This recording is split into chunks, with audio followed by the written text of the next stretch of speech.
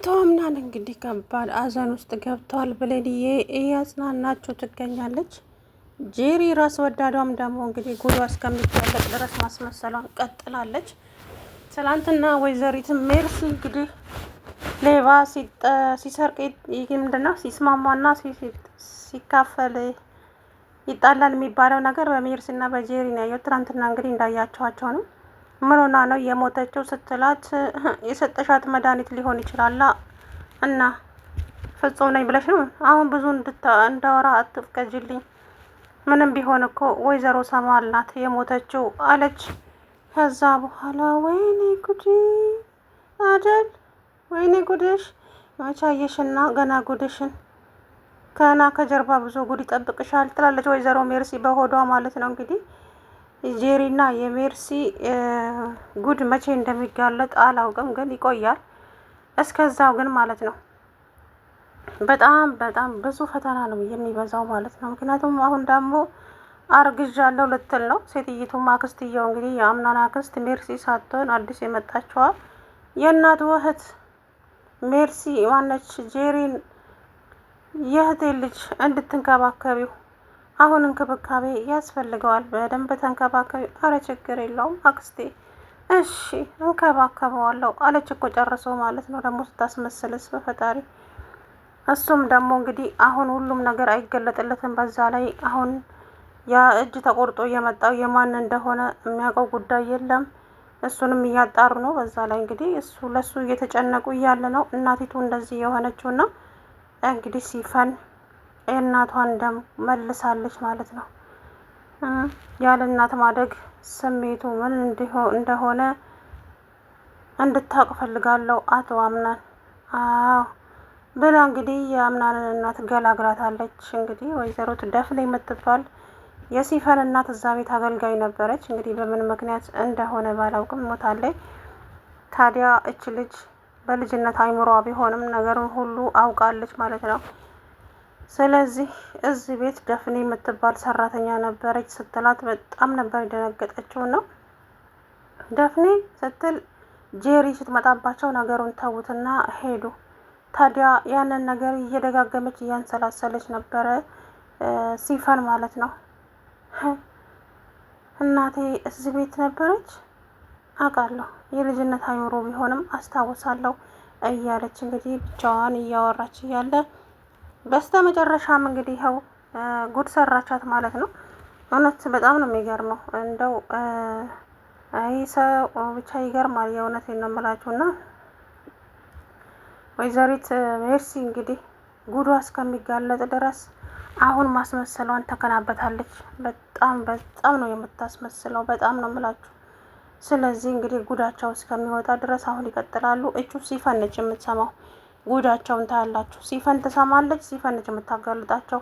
አሁን ሲፈን ነጻ ትሆናለች። ገብቷቸዋል አይደለ? ሲፈን ነጻ ትሆናለች። ማን ነው አሁን ስለ መድኃኒቱ አንቺ ነሽ መድኃኒቱን የሰጠሻት፣ በዛ በመድኃኒት ምክንያት ነው የሞትሽው። ገና እኮ ብዙ ነገር እንትን ይላሉ ማለት ነው። እውነት ለመናገር ሲጨቃጨቁ ሜርሲና ጄሪ ሲጨቃጨቁ ይሰማሉ ማለት ነው። ትሰማለች። ከዛ በኋላ እንግዲህ የሚመጣውን ነገር ማሰብ አይከብድም። ግን እቺ ምንም የማታውቀዋ ምስኪን ላይ ነው እየጮህባት የነበረው አቶ አምናን ማለት ነው። ምንም በማታውቀው እውነት ለመናገር ምንም የምታውቀው ጉዳይ የለም ልጅቱ ማለት ነው። ማለቴ ብሌን ምንም የምታውቀው ጉዳይ የለም። አቶ አምናንም እንግዲህ መሆን ያለበትን ነው የተሰጠውን ካራክተር ነው የሰራው። ማስቀደም ያለበት ጄሪ ስለሆነች ጄሪ ቶሎ ከድራማው ስለምትወጣ፣ ብሌኔ ደግሞ እንግዲህ አብራ ዘላቂ ናት። አብራ ዘላቂ ስለሆነች እሷን ከኋላ አስቀረዋት ማለት ነው። ለዛም ነው ጄሪ ተንኮል እንድትሰራ የተሰጣት ካራክተር ነው። ከዛ በኋላ ተንኮሏ ሲጋለጥ ጆሮዋን ጎትቶ ከዛ ቤት ያስወጣታል ማለት ነው። ይሄው ነው። ስለዚህ እሷን ያስቀደሙበት ምክንያት ይሄ ነው። አሁን ትናንትና እንግዲህ እንደማስመለስ እንደምናምን ሲላት እንዴት እንዳያት አይታችኋል። ቼክም አላደረጋትም እኮ ወይኔ እናቴ። ግን ብሌን በረንዳ ላይ ተኝታ ሳያት ደረጃው ላይ ተነሺ ወደ መኝታሽ ግቢና ተኚ አላት እኮ። አያችሁ አይደለም? ያችን ግን በዛ ጋር ብትወርቅ እንኳን ቼክም አያረጋትም። ምክንያቱም ሳይፈልግ ነው እዚህ ነገር ውስጥ የገባው። ሳይፈልጋት ሳይወዳት የሚወደው ብሌንን ነውና ይዘገያል እንጂ አህያ የጅብ ናት ብላለች እኮ ብሌን ማለት ነውና አንተ የኔ ሆነህ ብላለች ከዚህ በፊት አይታችሁ ከሆነ ማለት ነው። ስለዚህ አቶ አምናን ጄሪን በፍጹም አይወዳትም፣ በፍጹም። ምክንያቱም አሁን እሷን ያገባበት ምክንያት እሷን የመረጠበት ምክንያት ያው ቶሎ ትባረራለች፣ ተንኮል እንድትሰራ ብቻ ነው የተሰጣት እሷ አሁን ካራክተር ማለት ነው። ስለዚህ ከዛ ድራማ ውስጥ ውልቅ ስትል ወደ ብሌን ይመለሳል። ከዛ በኋላ እንግዲህ ሲፈን ነች የምታጋልጣቸው፣ እመኑኝ ማለት ነው። ይሄ ደግሞ ግልጽ ነው። ሲፈን ግን ምንም ነገር አልተነቃባትም። አይታችሁ ከሆነ አያችሁ፣ ምንም አላስነቃችም ራሷ ላይ እሷ እንደገደለቻት። እንግዲህ ነገሩ ካሜራ ካለ ችግር ነው። እናት ዛህራም እንግዲህ ከአቶ አምናን ጋራ መከራቸውን ባሉ ምግብ ብላ አልብላ ባልወልድህም ልጄ ከሆነ እባክህ አምናንዬ እንደዚህ አትሁን፣ እናትህ እኮ በህይወት ከኛ ጋር ባትኖርም ነፍሷ ግን ትመለከተሃለች። ስለዚህ እባክህ እናት እንድታዝንብህ አታድርግ። ወይዘሮ ዛህራ ስፈልግ እበላለሁ፣ አሁን ግን መሄድ ትችያለሽ አላት። ከዛ እሺ ልጄ ካልክ እንግዲህ ምን አደርጋለሁ ብላ ጥላው ሄደች። ነገር ግን እናት ዛህራ የልጁ እንደዚህ መሆን በጣም አስጨንቋቸዋል፣ በጣም ማለት ነው። እና አቶ አምናን እንግዲህ እናቴ እንደምትሞት ታውቋት ነበረ እንዴ? እንዴት ነው እንደዚህ ራስን ጠብቅ ልጄ፣ ግን እኔ ውስጤ ፈርቻለሁ ብላ አለችኝ እኮ እናቴ ለካ ውስጧ ተነግሯት ነበረ እያለ እንግዲህ ተው በቃ አምናንዬ አንተ ተረጋጋ ልጄ፣ እኔም አክስትህ ነኝ፣ እኔም እንደ እናትህ ነው የምንከባከብህ። እማዬ ማንሻ አክስቴ አመሰግናለሁ፣ ግን እናቴን የእናትን ቦታ የሚተካ ሰው የለም። ስለዚህ ምን እንደማደርግ እንኳ አላውቅም እናቴ፣ ግራ ገብቶኛል እያለ እንግዲህ ከዛ በኋላ አቶ አምናን እውነት ለመናገር በጣም በቃ አዘን ጥልቅ ብሎበታል። በዛ ላይ ደግሞ ያ የተቆረጠ እጅ የማን እንደሆነ እንኳን ምንም የሚያውቁት ጉዳይ የለም እና በጣም አስቸጋሪ ነው። ቃል ጉዳዩን እያጣራ ነው፣ ማን እንደዚህ እንዳደረገ፣ ጠላታቸውስ ማን ነው፣ ምንድነውስ የሚፈልጉት? ይሄ እርግጠኛ ነኝ ወይ የአምናን አባት ነው ወይ ደግሞ የሆነ ሰው ነው። ይሄ ነገር ደግሞ ቀስ ብሎ ይወጣል፣ አይቆይም ታያላችሁ። እናም ያንን ነገር ብሌን ሄዳ ባታነሳው ሊያምናት አልቻለም። መዛ መኝታ ክላሷ ገብቶ ብሌን እርግጠኛ ነሽ ማንም የለም ይሄን ካርቶን ስታነሺ ሲላት፣ በፍጹም እኔ ለምን ብዬ ዋሻለሁ አቶ አምናን ማንም የለም አላውቅም፣ አሁን ላይ ግን ማንንም ማመን አልፈልግም አለና ወጣ ማለት ነው። እንግዲህ ብሌኔ እሷ እንዳላደረገችው ይሄ እኮ ግልጽ ነው፣ ግን ሁሉንም ነገር ወደ እሷው አመጣባት እንጂ ያው እሷ ደግሞ የነፃ አምላክ ይጠብቃታል። እንደዚሁ እንትን አትልም ብዬ ተስፋ አደርጋለሁ። ግን ከባድ ነው እውነቱን ስነግራችሁና በጣም ከባድ ነው።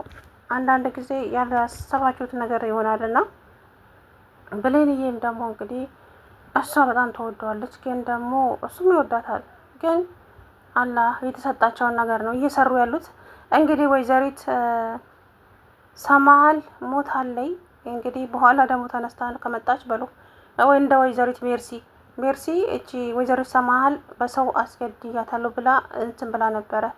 ከዛ በኋላ እንግዲህ መጣች። መች ሴትዮ አፈር ልሳ ነው እንደመጣችው ብላ ስትል ነበር። እናም ወይዘሮ ሰማሃል እንግዲህ መታ ሰፕራይዝ ታደርጋቸዋለች መካከል ላይ ሲደርሱ ማለት ነው። እና እንግዲህ የወይዘሪት ሜርሲና የጄሪ ጉድ መቼ እንደሚጋለጥ አላውቅም። በእውነት ነገራቸው ቢጋለጥ ደስ ይለኛል፣ ግን አሁን አያጋልጡም።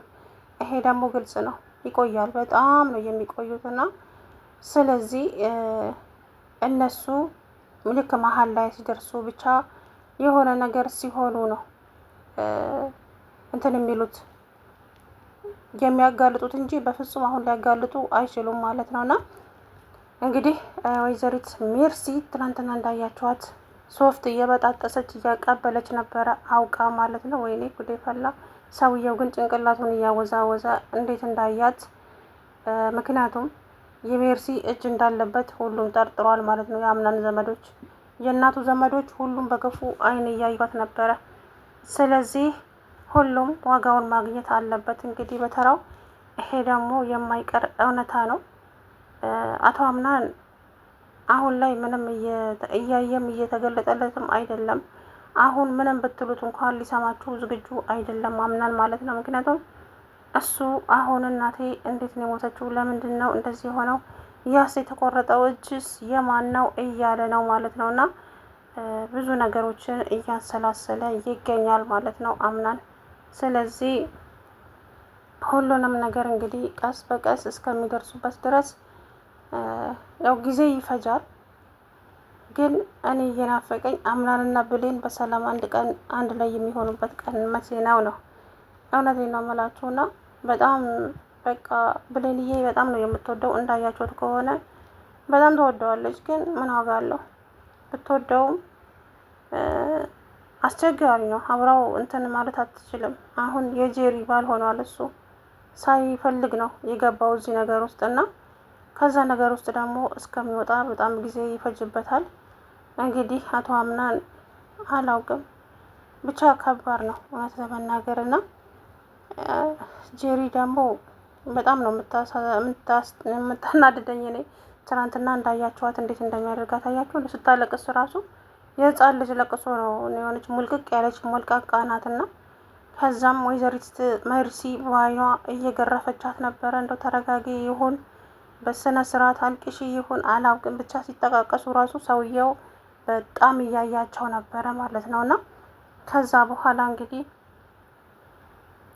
የሚበላ ልስጥህ እንዴ ብላ ስታሾፍ ነበረ ወላ ማለት ነው። እና አረ እንደው ፈሪ አንቺ ሰው እንደው ምን ላደርጋት እቺ ሰው የሚባለውና የማይባለውን እንኳን ለይታ አታውቅም እንዴ እያለች ሜርሲ በጣም ነበር የተናደደችው። ምንም እንትን አትልም ማለት ነው።